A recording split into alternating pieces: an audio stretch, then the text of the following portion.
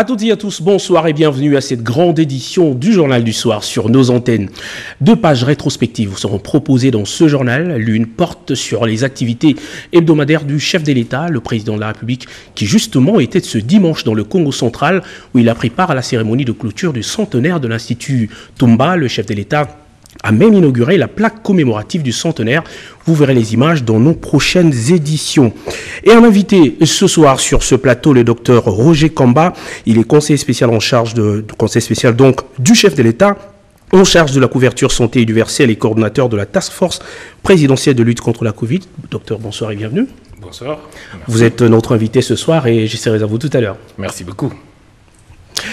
Et avant de quitter son bureau hier, le chef de l'État Félix-Antoine Tshisekedi Tshilombo a rendu possible un rêve économique du pays, celui donc de la construction du port en eau profonde de Banana.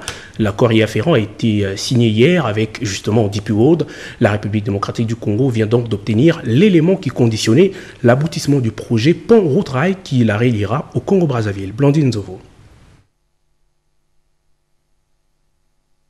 C'est la concrétisation de la vision futuriste du président de la République qui veut faire du Congo un pays fréquentable et économiquement fort. La cérémonie de ce samedi 11 décembre 2021, qui restera gravée dans les annales de la RDC, ouvre le pays au monde par la construction de ce port. Il a fallu la volonté et le courage du chef de l'État, ajouter à cela sa diplomatie de charme qui paye cash pour voir se matérialiser la signature de l'avenant au contrat de construction et de concession du port en eau profonde de Banana entre le gouvernement congolais et DP World, une société publique des Émirats arabes unis. C'est le chef de l'État, Félix-Antoine Tshisekedi Tshilombo, qui a personnellement présidé la cérémonie à la Cité de l'Union africaine. Pour la partie congolaise, le gouvernement est représenté par le Premier ministre et quelques membres sectoriels, parmi lesquels le ministre des Transports, Voies de communication et désenclavement, le ministre des Finances, le vice-ministre du Budget, Madame la ministre d'État en charge du portefeuille. À travers ce contrat, DP World s'engage pour la première phase du projet à construire un quai de 600 mètres carrés et de 25 hectares d'espace de stockage pour un coût de 350 millions de dollars américains. Il est prévu au total 4 phases avec au final un investissement de 1,3 milliard de dollars. We will be putting a tender for the project.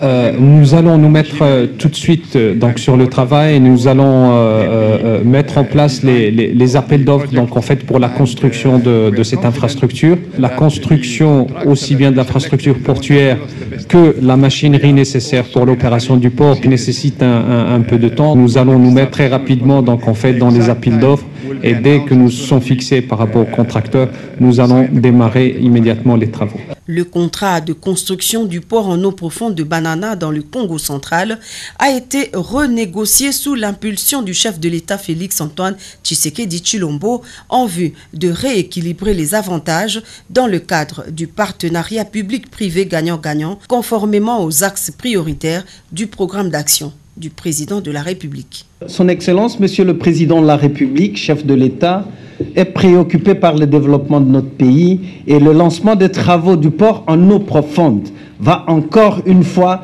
booster l'économie du Congo central et par ricochet l'économie de toute la République démocratique du Congo. Déjà, le fait pour la République démocratique du Congo de donner la concession est une part considérable et nous attendons dans le montage financier la participation aussi de DP World qui a une expérience avérée en la matière. La mise en œuvre effective de ce projet ayant connu plusieurs fois des prolongations à cause des divergences de vues entre les deux parties contractantes a l'avantage de faciliter sinon d'augmenter le volume des échanges commerciaux entre la République démocratique du Congo et divers États du continent, mais aussi de permettre l'intégration économique dans la région. La première pierre pour le démarrage des travaux sera posée le 2 janvier 2022. D'ici là, les appels d'offres seront lancés. Si vous avez l'habitude de fréquenter la nationale numéro 1 dans son tronçon compris entre Kinshasa et Bachamba, eh bien, ne vous étonnez pas du mouvement intense des engins que vous allez observer dans le prochain jour. Des travaux s'effectuent à ce niveau sur financement de la Banque africaine de développement. 622 km seront réhabilités. Le coup d'envoi de travaux a été donné par le ministre des Infrastructures, Alexis Guizarro. Blaise Bokokia et Rudy Skitoto. Doter la RDC des infrastructures modernes et efficaces, telle est la vision du chef de l'État qui se matérialise à travers différents projets. Sous une pluie battante, Alexis Guizarro Mouvouni, ministre d'État des Infrastructures et Travaux Publics, arrive au PK 159 sur la route nationale numéro 1 pour le lancement des travaux sur le tronçon Kinshasa-Bachamba. Ce projet routier est une action salvatrice pour les populations de Kinshasa, Kwango et Kwilu. Il permettra de désenclaver le coin. Appelant la population à accompagner ce projet, le ministre d'État des ITP présente la RN1 comme l'épine dorsale de l'économie congolaise car elle traverse 11 provinces. Le projet de réhabilitation de cette route est fait dans le sens d'améliorer la fluidité dans la circulation des biens et des personnes, pour améliorer les échanges, non seulement les échanges humains, mais également les échanges économiques. Nous sommes là pour assurer la vigilance que les travaux se fassent bien et dans les délais, parce que ça doit se terminer au plus tard à la fin 2023. Donc c'est ça l'objectif du projet. Ce projet est le fruit de la coopération entre la RDC et la Banque africaine de développement. Le tronçon à réhabiliter entre Kinshasa et Bachamba est de 622 km. Hormis la réhabilitation, ce projet prévoit aussi d'autres activités connexes. Cela n'est plus un secret. La desserte en énergie électrique dans le pays demeure très faible. La Société nationale d'électricité s'emploie pour corriger cette insuffisance. Actuellement, un poste de 30 mégavoltampères est en construction et même en phase finale selon la SNEL. Nos reporters sont descendus sur place pour en avoir le cœur net. Yvette Makuntima et Dichala Balkaïj. Les rêves longtemps caressés par le gouvernement de la République pour améliorer la qualité de la desserte en énergie électrique dans la partie ouest s'est traduit en réalité. La Société nationale d'électricité SNEL SA dispose désormais d'un poste de 30 mégavoltampères. Le poste de Mitendi vient renforcer en puissance les sous-stations des Badiadingi et Upen pour le grand bonheur de la population. Une délégation de la SNEL SA a visité ces postes dont les travaux de construction sont arrivés à leur terme. Une fois connectés au réseau, le manque de l'énergie électrique ou encore les délestages ne sera qu'un vain souvenir. Vu que la SNEL a remarqué les surcharges, dans les postes à tout moment il y a les délestages, que tout le monde, même les gens qui ne sont pas les techniciens, connaissent qu'aujourd'hui c'est notre délestage.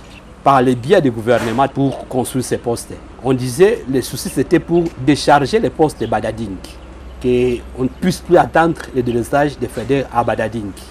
Depuis que nous avons commencé la construction de ces postes, on peut évaluer le travail à 95%.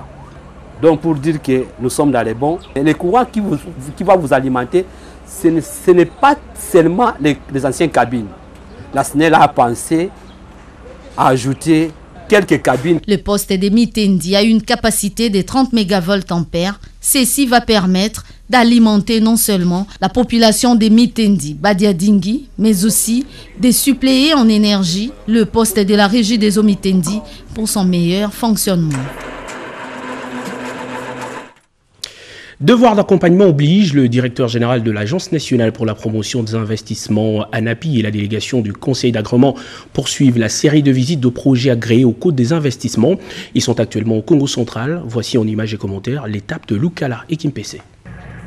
Faire le suivi et évaluation de différents projets agréés au Code des investissements, c'est l'objectif premier de cette série de visites que mène l'Agence nationale pour la promotion des investissements.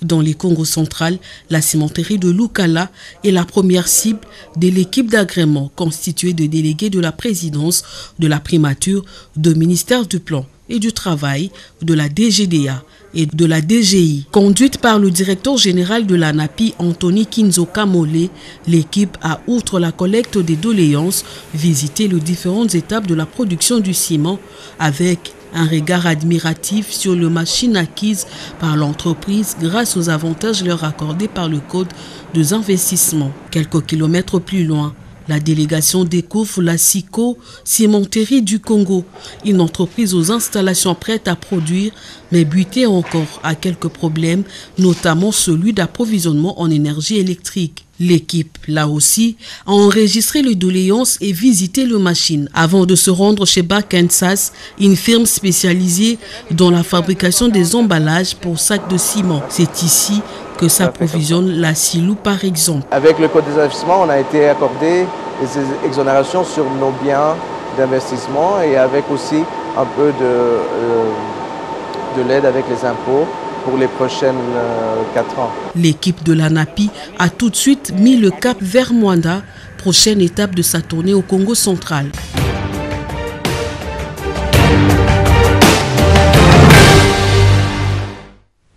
Le chef de l'État Félix-Antoine Tshisekedi Tshilombo avait lancé sa semaine par un bref séjour au Congo-Brazzaville.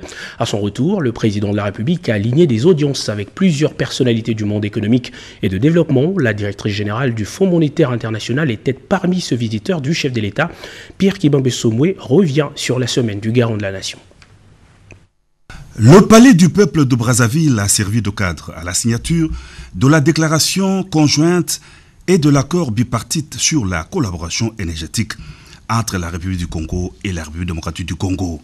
C'est dans ce cadre que le président de la République, Félix-Antoine Tshisekedi Tshilombo, a effectué le déplacement de la capitale congolaise où il a été accueilli chaleureusement par son homologue Denis Sassou Nguesso.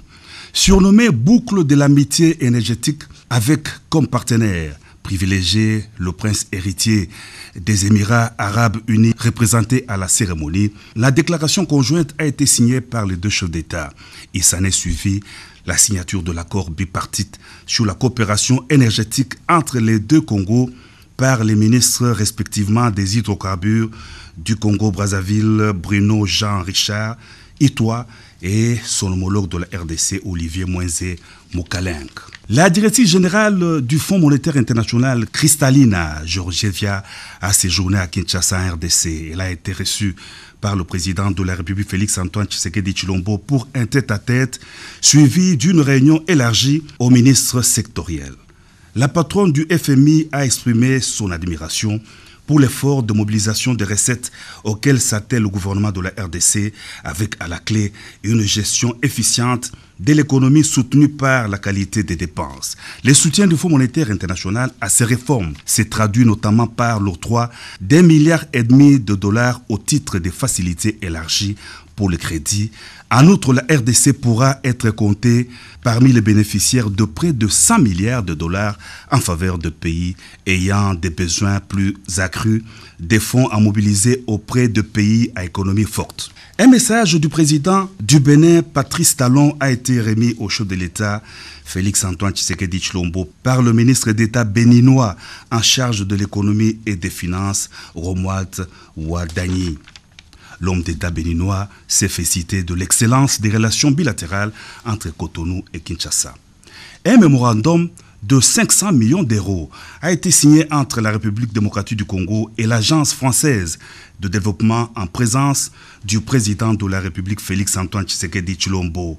Il s'agit d'une multiplication par 3 des engagements du groupe de l'Agence française en RDC, a souligné le directeur général de l'AFD, Rémi Rioux, ajoutant que sa délégation est venue à Kinshasa pour constater la solidité de la politique économique de la RDC et le cadre macroéconomique et financier. Cette qualité de gestion permettra à la France de se réengager fortement au pays, a-t-il indiqué. Par ailleurs, le chef de l'État a présidé au cours de la semaine à la Cité de l'Union africaine une réunion du comité de pilotage pour la mise en œuvre de l'adoption du plan stratégique de la couverture santé universelle en RDC. La vision du président de la République est de donner l'accès aux soins de santé à tous les Congolais sans que cela impacte sur leurs finances, a dit le ministre de la Santé Jean-Jacques Mbongani au sortir de la réunion.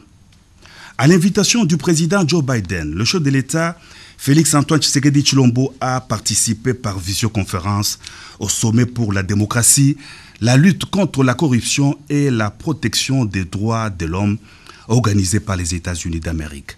Choisi parmi les intervenants à ces sommets, qui a connu la participation d'une centaine de chefs d'État et de gouvernements, des chefs des organisations de la société civile et des hommes d'affaires, le président de la République a partagé l'expérience de la démocratie RDC depuis son avènement à la magistrature suprême, avec la libération des prisonniers politiques, les retours au pays de tous les exilés politiques, la liberté d'expression, la lutte contre l'impunité et la corruption notamment.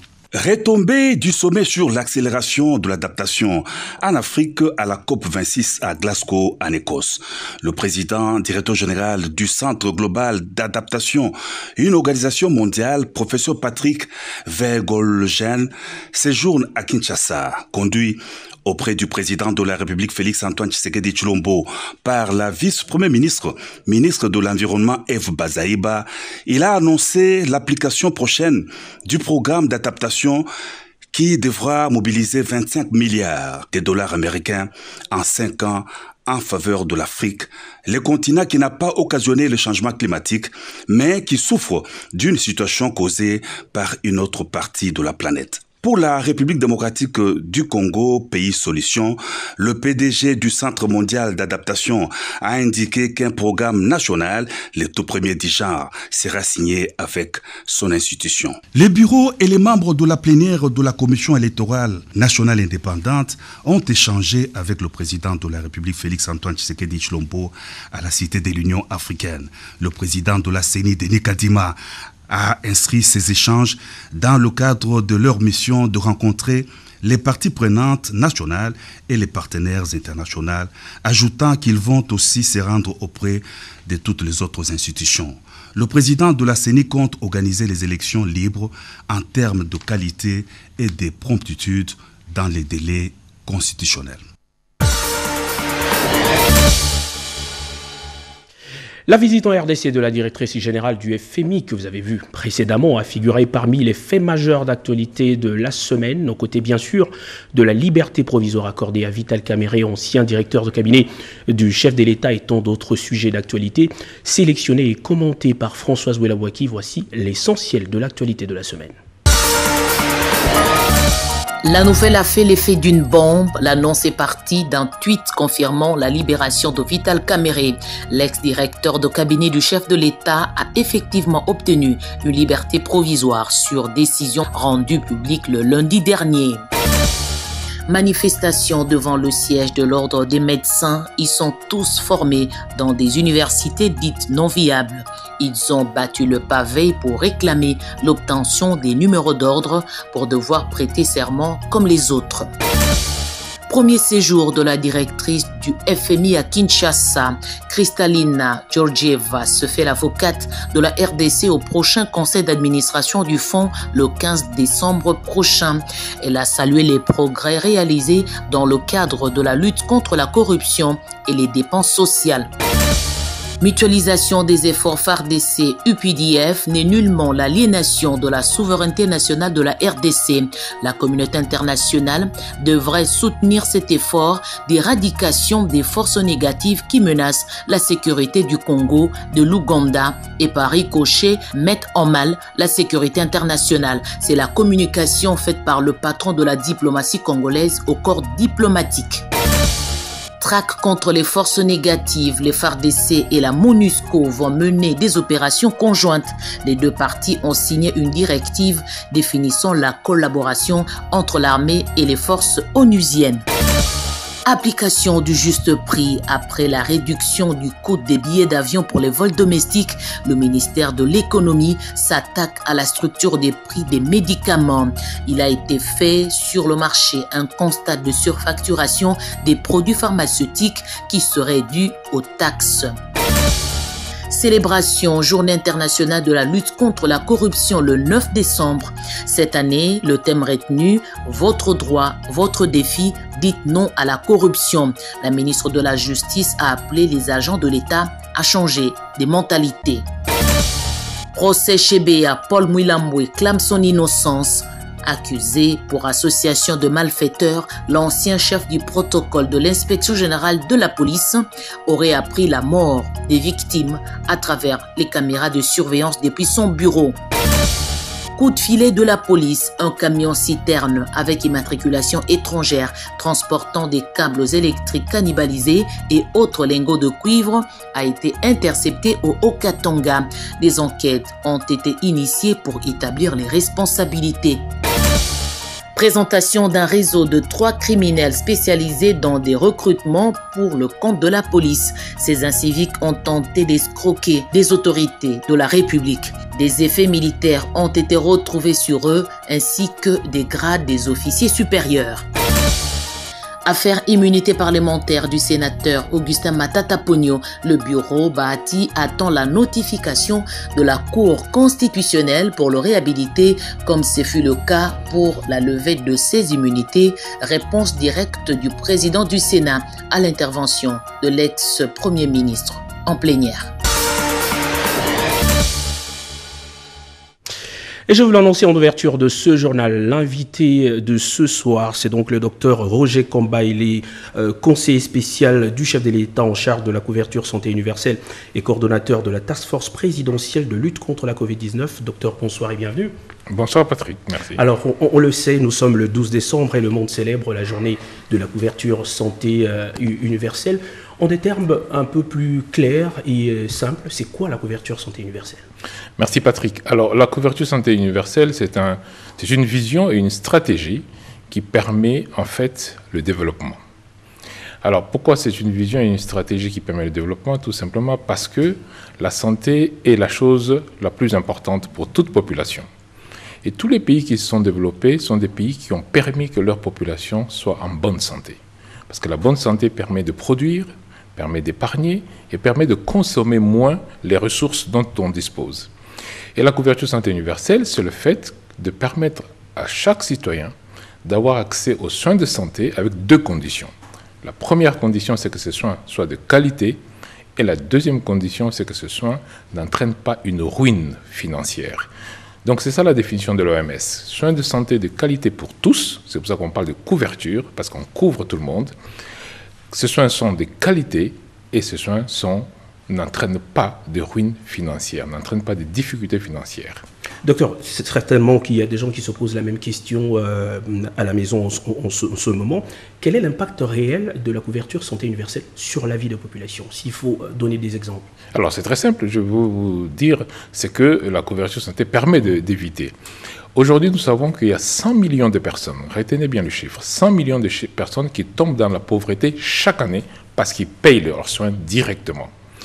C'est-à-dire que si vous tombez malade et que vous allez à l'hôpital, que vous devez payer, vous allez donner tout ce que vous avez. Imaginez une maman qui vend du pain et qui arrive après plusieurs mois à épargner 200 $. On l'appelle, on lui dit, Madame, votre enfant a une appendicite et ça vaut 400 $ l'opération. Qu'est-ce qu'elle fait la pauvre? Elle va donner les 200 $ d'épargne et elle va aller s'endetter de 200 $. Ça veut dire que non seulement elle n'a plus d'épargne, maintenant elle est endettée, elle est tombée dans la pauvreté. Maintenant, imaginez que ça fait 1 million de mamans qui subissent quelque chose comme ça dans un pays. Ça veut dire qu'il y a 1 million de personnes qui entrent dans la pauvreté. Et donc, l'impact de la couverture santé universelle, c'est d'éviter que les personnes tombent dans la pauvreté. Mais on estime qu'il y a quand même un certain nombre de conditions, hôpitaux et tout ça, l'organisation. Comment comptez-vous vous y prendre à votre niveau? Alors, il faut d'abord garder à l'esprit que la couverture santé universelle, c'est vraiment pour les gens qui sont pauvres. Imaginez que dans les pays développés, les gens qui vont aux soins ne payent pas. Mais dans les pays pauvres, on vous dit, non seulement vous êtes pauvre, mais vous devez en plus payer. Donc ça veut dire d'abord que c'est une nécessité sociale, c'est une nécessité économique. Alors, est-ce que c'est faisable dans notre pays? Oui, bien sûr. Et est-ce qu'on doit avoir des hôpitaux construits partout? Non. On commence avec ce qu'on a. Alors, je vais vous dire que dans notre pays, la première dépense, comme un peu partout d'ailleurs, des soins de santé, ce sont les médicaments. Quand vous allez à l'hôpital, on vous fait une ordonnance. Quand vous sortez avec cette ordonnance-là, eh bien, vous vous rendez compte de l'importance d'une protection. Alors la première des choses que l'on peut faire, sans même toucher aux installations telles qu'elles sont, c'est de disponibiliser des médicaments essentiels aux personnes les plus vulnérables sans qu'ils se ruinent financièrement. Et ça permet déjà d'atteindre une cible importante, la mortalité des mères et des enfants, ainsi que la mortalité liée aux maladies infectieuses qui, dans notre pays, constituent 62% de notre taux de mortalité. Merci beaucoup, docteur. On comprend un tout petit peu comment vous comptez vous y prendre, mais je rappelle que vous êtes coordonnateur de la Task Force présidentielle de lutte contre la Covid-19. C'est quand même impossible de vous laisser partir de ce plateau sans évoquer la question de la Covid-19.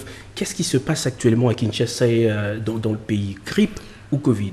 Alors, avant de répondre à ça, je veux quand même vous montrer le lien entre la Covid-19 et la couverture santé universelle. La plupart des pays au monde qui ont subi le choc de la Covid-19 n'ont pas été capables d'encaisser ce choc parce qu'ils n'avaient pas la couverture santé universelle. Parce que tout simplement, le peu de ressources qu'il y avait ont été redirigées vers la lutte contre la Covid. Donc c'est très important de garder à l'esprit qu'on a besoin de systèmes de santé très résilients, très performants pour pouvoir encaisser les chocs, dont le choc de la Covid.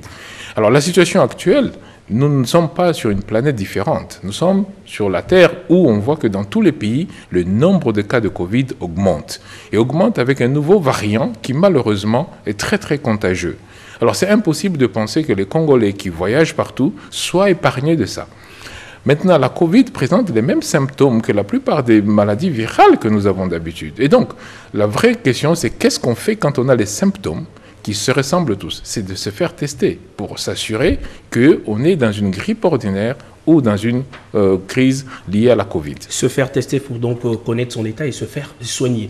Docteur Roger Kamba, merci d'être passé sur ce plateau. Je rappelle que vous êtes conseiller spécial du chef de l'État en matière de la couverture santé universelle et coordonnateur de la Task Force présidentielle de lutte contre la Covid-19.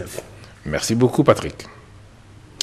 Lutte contre la fraude minière, la société civile en parle. Mardoché Munga, c'est lui qui est coordonnateur national de la société civile Nouvelle Génération, est au micro de nos reporters. Suivez-le.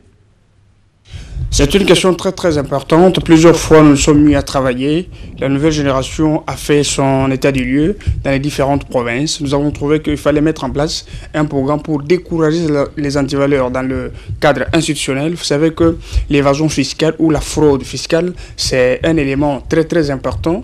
Un élément très important qui freine, n'est-ce pas, la maximisation des recettes. Parce que ceci, n'est-ce pas, bloque, n'est-ce pas, le financement de plusieurs projets qui sont lancés par la présidence de la République et reliés aussi au niveau des provinces.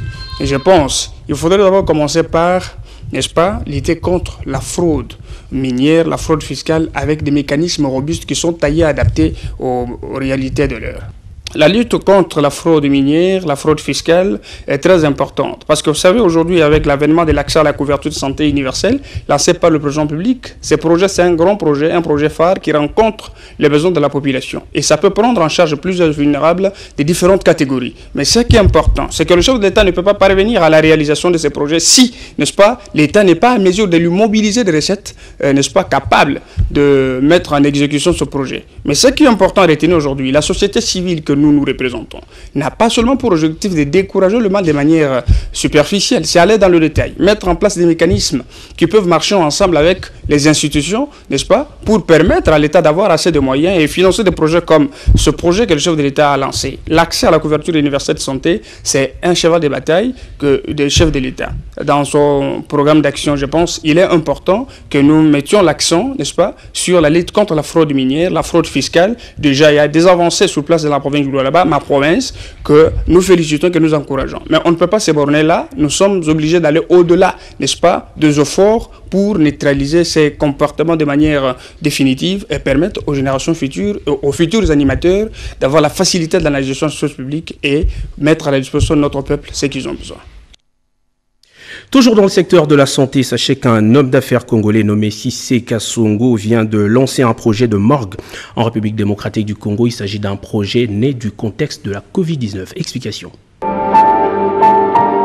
Avec son ambitieux projet social qui tombe à pic, l'Asbel Eternity Foundation s'avère plus que salutaire pour la population congolaise entière. Œuvre d'un jeune couple philanthrope, le couple Kasongo, l'ONG Eternity Foundation a été créé dans un contexte difficile marqué par l'avènement en 2019 de la pandémie à coronavirus qui a bouleversé le monde au point d'accentuer la crise économique et dont les effets pervers ont été la vulnérabilité des familles éplorées qui se trouvaient désemparées devant les corps en décomposition des proches par manque de places pour être conservés dans la dignité humaine. Inspiré donc par M. Cissé Kasongo et sa tendre épouse Joël Kasongo, l'ONG s'est d'abord assigné comme objectif accompagner l'État congolais dans l'enterrement digne d'êtres chers disparus en nombre pléthorique des suites de la pandémie à cause des débordements conséquents. Première étape pour la structure, la construction de 8 morgues et funérariums sur l'étendue du territoire national. La première morgue déjà opérationnelle est à Kasumbalesa. Il s'agit de la morgue Ramamara, capable d'accueillir 40 corps dans des conditions confortables les plus possibles. Toujours dans cette première phase, la morgue de Lubumbashi sera très bientôt opérationnelle. Elle aura une capacité de 50 places au total. Entre-temps, les travaux d'autres morgues évoluent bien à Kinshasa, Mbujimayi et Kabinda, à Sakania, Fungurome et Kolwezi. Moi, avec ma femme, nous avons dit non, nous pouvons faire quelque chose qui peut soulager la population de ces côtés-là. C'est comme ça, pour parler de la fondation, ce que nous avons déjà réalisé jusque-là, c'est comme ça que nous avons monté un projet de morgue sur le plan national. Alors, des morgues modernes et funérariums. Homme du social, l'escompté de M. Cissé Kasongo demeure celui d'accompagner les efforts du président Félix-Antoine Tshisekedi Tshilombo, du gouvernement Samalou Kondé pour élever le niveau de vie de la population et de booster ainsi le développement du Congo. Conscient de ses limites, nonobstant ses projets d'affoison, l'ONG Eternity Foundation demeure ouverte au financement ou à d'autres soutiens techniques et matériels des diverses structures ou organisations internationales. Covid-19, une opportunité pour développer son business. L'affirmation peut se justifier par des faits réels. Le docteur Tchalo Kachunga de Cape Town sera en conférence demain lundi pour tenter de développer justement ce thème. Il est à Kinshasa à l'initiative de Godwin Trading Investment et TSM, Thierry Samba Motivation. Le conférencier était sur notre plateau il y a quelques heures. Si en fait en provenance de l'Afrique du Sud, pour une conférence d'une journée. Nous sommes là réunis avec les entrepreneurs. Ici, le mot business que nous utilisons, c'est dans le sens américain, qui est toute activité, politique, affaires, éducation. Donc, on appelle ça tout ça business.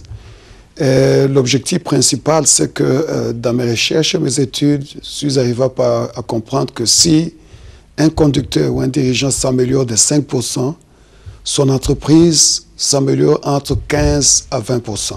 Alors tout celui qui comprend l'investissement, il sait que 15% de retour ou 20%, ça vaut la peine d'investir dans cette affaire-là. Donc c'est pour ça que nous sommes là avec les dirigeants pour nous affûter mutuellement, débattre des choses qui sont importantes, et surtout avec le background de la crise due à la crise sanitaire due à la Covid-19. Donc nous sommes dans ce cadre-là pour réfléchir comment nous pouvons maximiser cette crise, la transformer en opportunité, non seulement pour les hommes d'affaires, mais pour la société en général. Donc ça, c'est l'objectif principal de nos assises. Nous tenons premièrement à tous ceux qui sont à la tête des organisations, spécialement dans le monde économique. C'est une grande montagne, sphère d'influence.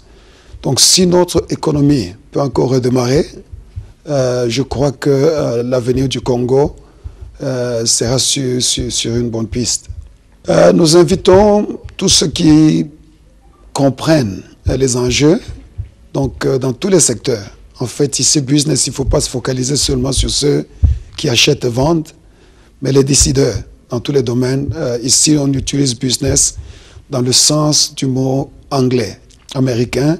Donc, tout celui qui fait une activité qui peut améliorer la société, nous l'invitons. Parce que lorsque le leader s'améliore de 5%, n'oublions pas, son entreprise et son organisation s'améliorent d'entre 15 et 20%. Donc, nous sommes là, dans ce cadre, invitant tout le monde pour dire venez nombreux pour que nous puissions nous affûter mutuellement. Rendez-vous est donc pris.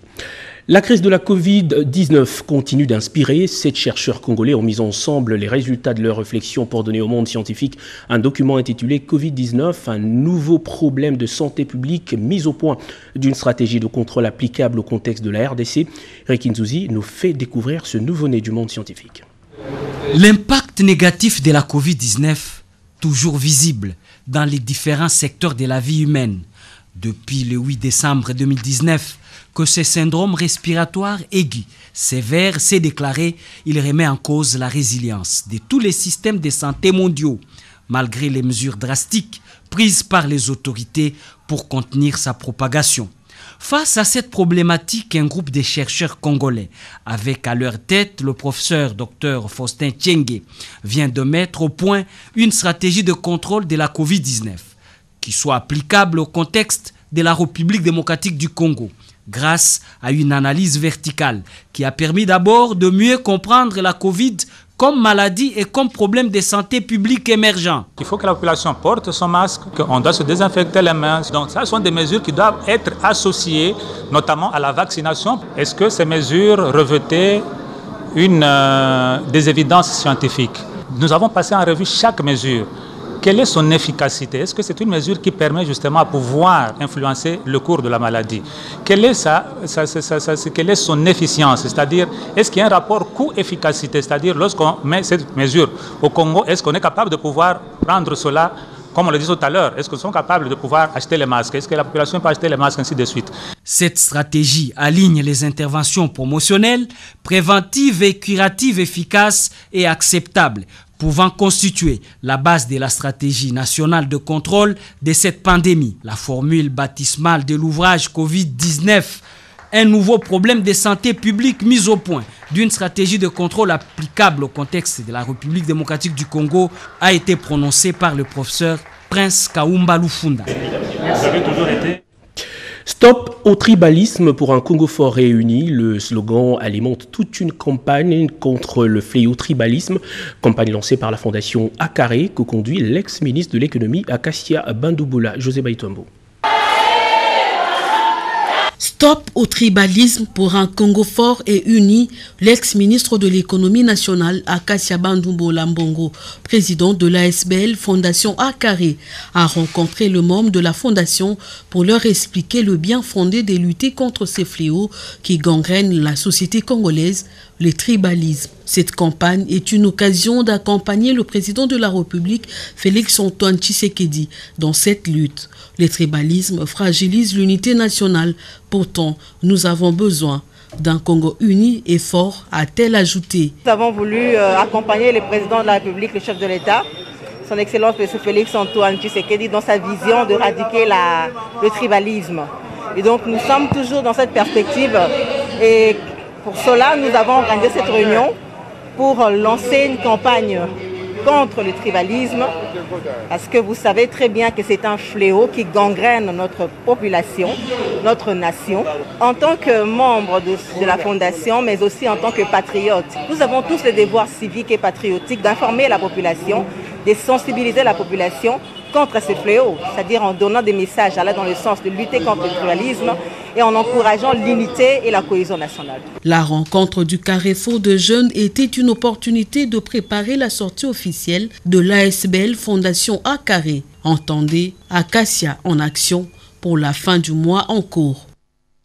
La variole du singe, c'est cette nouvelle épidémie qui a déjà tué 24 personnes dans le Maniema. Après la confirmation de l'INRB, le gouverneur AI vient de déclarer officiellement cette maladie dans sa province. Regardez.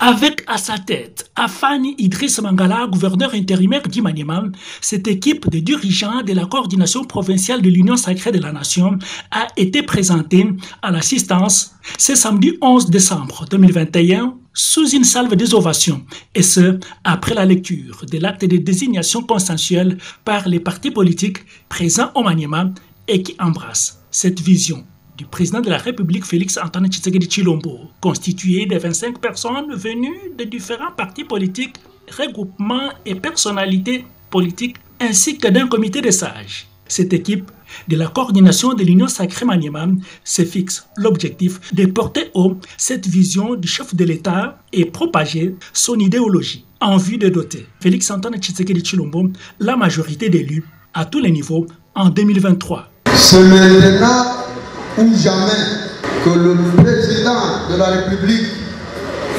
son Excellence Félix-Antoine Tshisekedi Tshilombo, vient de s'enraciner. Donc cela montre à suffisance que le fils de la province du Maniema accepte le président de la République. Ceux qui vont mouiller les maillots, ce sont les militantes et militants, les représentants des partis politiques qui sont ici présents. C'est confirmé, la nouvelle épidémie appelée Monkeypox ou variole du singe est bel et bien présente dans la province du Maniema, territoire de Kibombo. Beaucoup de personnes sont déjà mortes de cette maladie. 24 décès déjà enregistrés sur 191 cas notifiés. Le gouverneur AI du Maniema, Afani Idriss Mangala, vient de le déclarer officiellement ce jeudi 9 décembre 2021. Au cours de la 40e semaine, les échantillons prélevés dans les aires de santé de Wenga, Uchu et Weta ont été envoyés à l'INRB pour des analyses dont les résultats viennent de confirmer l'épidémie. Eu égard à ce qui précède, je déclare l'épidémie de Monkeypox dans la province du Maniema et sollicite l'appui du gouvernement central, des partenaires au développement ainsi que des humanitaires pour lutter contre cette épidémie. Par ailleurs, je demande à toute la population du Maniema en général et celle du territoire de Kibombo en particulier de consulter les centres de santé les plus proches en cas de fièvre et éruption généralisée marquée au niveau de la face, des paumes de main et plantes des pieds. Cette situation de détresse avec l'épidémie de Monkeypox ou variole du singe ravage plus les aires de santé de Wenga, Uchu et Weta en territoire de Kibombo. Ce journal est terminé, mais ne vous empressez pas de zapper. Nous vous proposons juste après une page magazine du Bloc uni pour la renaissance et l'émergence du Congo Burek, parti cher à Julien Paluku Kaungia, qui vient d'enregistrer une adhésion massive de membres au Nord Kivu. On parle de plus de 3000 adhérents, c'était lors d'une matinée politique à Goma. Merci de nous avoir suivis avec attention. Le journal L'actualité donc vous quitte pour revenir à 23h avec aux commandes José Baïtouam. Bonsoir à toutes et à tous.